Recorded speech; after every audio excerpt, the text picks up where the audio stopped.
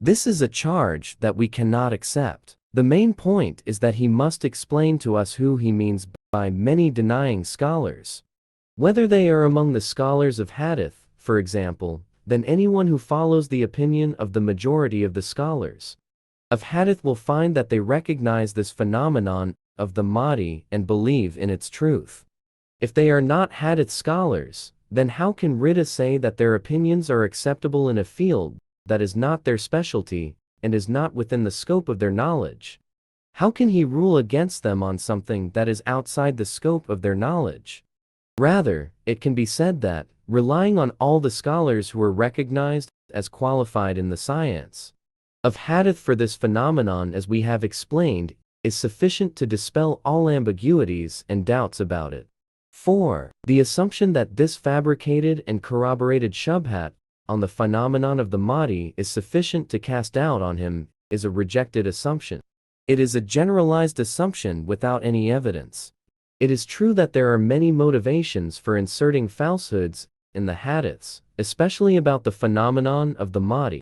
But the fact that falsehoods have been inserted in many hadiths about one commandment out of many, or in one virtue out of many, is not a reason to deny them all. It is well known that the strongest motivation to exaggerate the virtues of the person of Imam Ali, peace be upon him, is one of the most effective propaganda to gain followers and cover up falsehoods. This dirty method is very common among the Rafidha Shiites, a group that has a very exaggerated and excessive attitude towards Ali. Is it because of cases like this that we deny the virtues of Imam Ali, peace be upon him? Let us know about the Mahdi.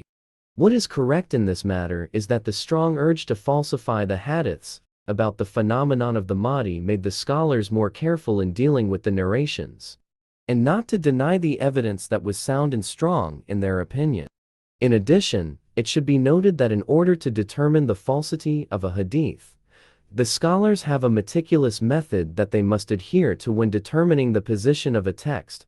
By applying this method in compromising a number of hadiths, it becomes clear to them that there are false hadiths among the marfu hadiths. And it also becomes clear that there is a fixed proof from a proof that has been brought in from outside. But if we make the people who are interested in this issue the arbiters of the rulings, or apply the rulings in an absolute manner, then there is no basis for that and no evidence for it. Likewise, Rida's assertion that the hadiths about the Mahdi were fabricated by Ka'b al-Ahbar also has no basis in fact. The ruling of Sharia should not be based on allegations or suspicions. Rather, it should be based on evidence. Moreover, the study and verification carried out actually refute this charge. Dr. Bustawi commented on his study of the hadiths of high value. All the hadiths and athar that are sahih, in my opinion, none of them were narrated from Ka'b al-Ahbar, and none of them were narrated from his line. Similarly, the censure jar of Ka'b al-Ahbar, may Allah be pleased with him, and the accusation against him of fabricating hadiths, is baseless and disturbs the conscience of our faith when we hear it. The truth is that Ka'b was a trustworthy person, both in his din and in his justice. Ibn Abbas and Abu Hurairah, may Allah be pleased with them, had narrated hadiths from him, both of whom were well known for their excellence. To accuse Ka'b of lying is to accuse these two noble companions of lying too. How could they have gained knowledge from someone who fabricated hadith, or from a liar? In addition, the authors of the Sahih books also narrated hadiths from Ka'b. Those who narrated from him are Imam Muslim, At-Tirmidhi, and Nasa, and Abu Dawud. This is evidence to show that Ka'b was a trustworthy person in the view of all of them. Dr. Muhammad Hussain Adz-Jahabi rejected Muhammad Rida's accusations against Ka'b al-Ahbar radiyallahu anhu with his comment.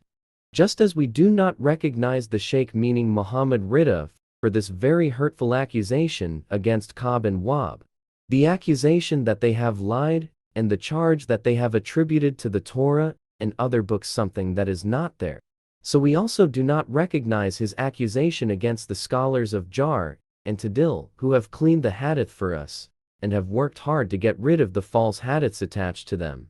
5. The absence of the narration of any of the hadiths about the Mahdi by al-Bukhari and Muslim casts doubt on their veracity. This statement is rejected for a number of reasons given by Dr. al-Bustawi. I mention them below with some editorial editing. A. The two Sheikhs al-Bukhari and Muslim did not know all the Sahih hadiths, and neither of them claimed to know all the Sahih hadiths. B. There are many Sahih hadiths that are contained in other than the two books of Sahih, some of which are even included in the chapter of Aqidah. Does the absence of a particular hadith in the two books of Shabth mean that one should doubt its authenticity? Surely this statement would not have been made by any of the scholars of hadith, nor would it have been made by al-Bukhari and Muslim. C. There are a number of hadiths that do not explicitly mention the Mahdi narrated by Imam Muslim. Many scholars have explained them as referring to the Mahdi on a number of grounds. For this reason, it is concluded that it is not correct to say that the two authors of the Book of Shabth did not narrate any of the many hadiths about the Mahdi. B. The shubhats surrounding the phenomenon of al-Mahdi.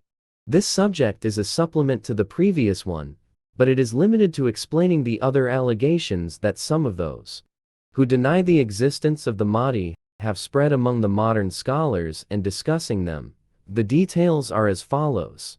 The belief in the Mahdi is a belief that has penetrated Islam as a result of inspiration from the belief in the liberator in other religions.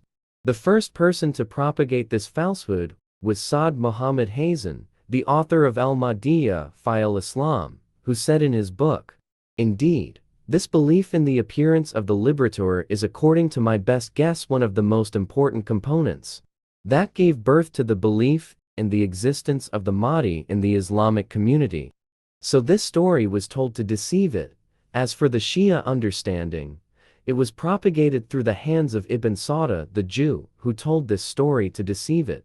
As for what is told by the Shia understanding, it was spread through the hands of Ibn Sauda, the Jew who pretended to be a Muslim, who exaggerated in his Shia-ness, which was full of delusions. He also said, "We have no doubt about the beliefs of the common people from among the al-Sunnah.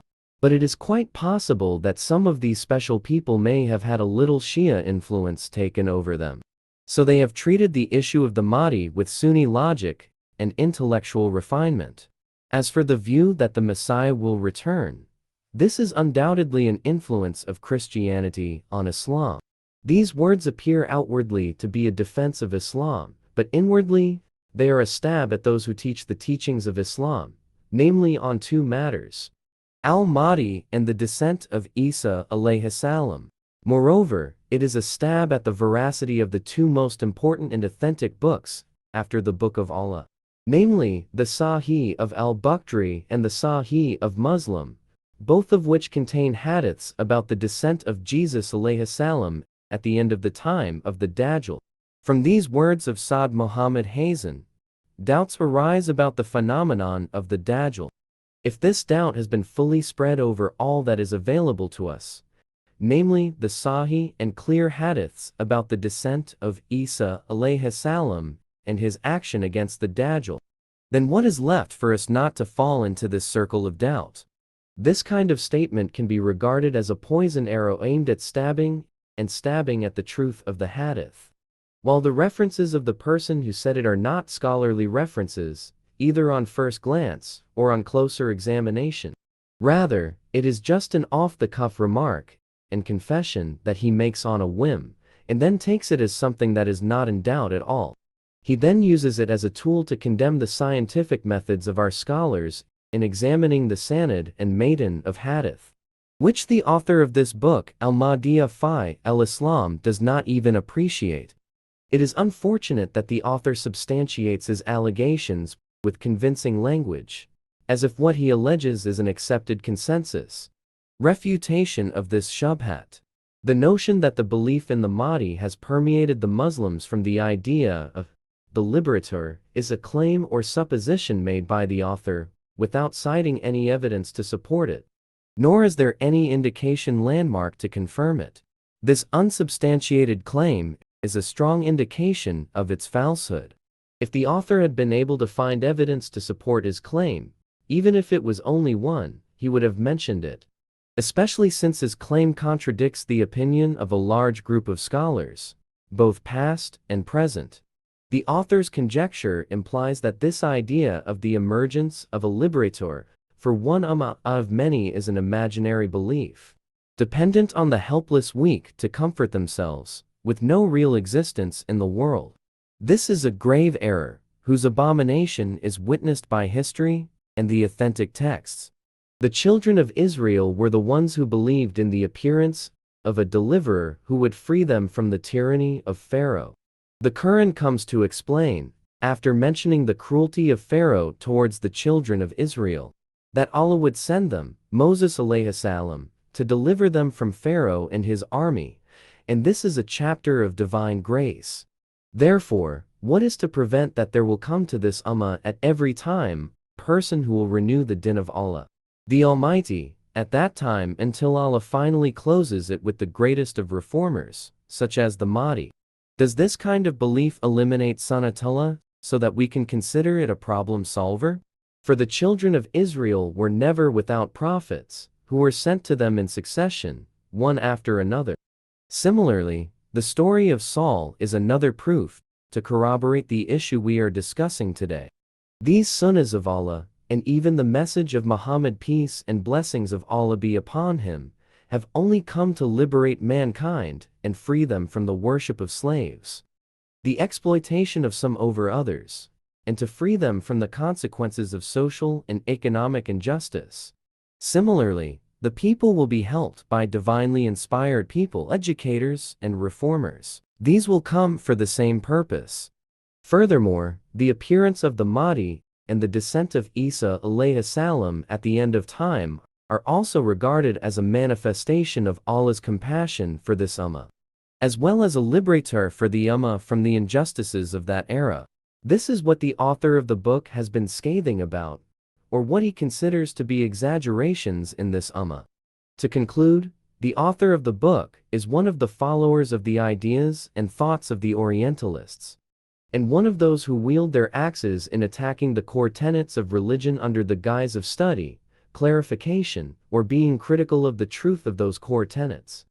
Jewish Orientalist Megro Glacier and Orientalist Donaldson have also spoken along similar lines. The idea of Al-Mahdi is merely a symbol of the victory of truth. The person who propagated this doubt was Prof. Muhammad Abu Ubaya when he said, "Verily, the hadiths about the state of the Mahdi, the descent of Isa ibn Maryam, and the Dajjal are only symbols of the victory of the truth." When we look at the texts, we find that the initiator of this doubt considers the hadiths narrated about the state of the Mahdi, Jesus, and the Dajjal to be meaningless. In other words, these three people will not materialize on this earth in reality, but their names are only symbolic or figurative. All the warriors of truth are the Mahdi. All the Thahat of falsehood are the Dajjal. And the struggle between truth and falsehood is an expression of the struggle of the Mahdi and Jesus against the Dajjal.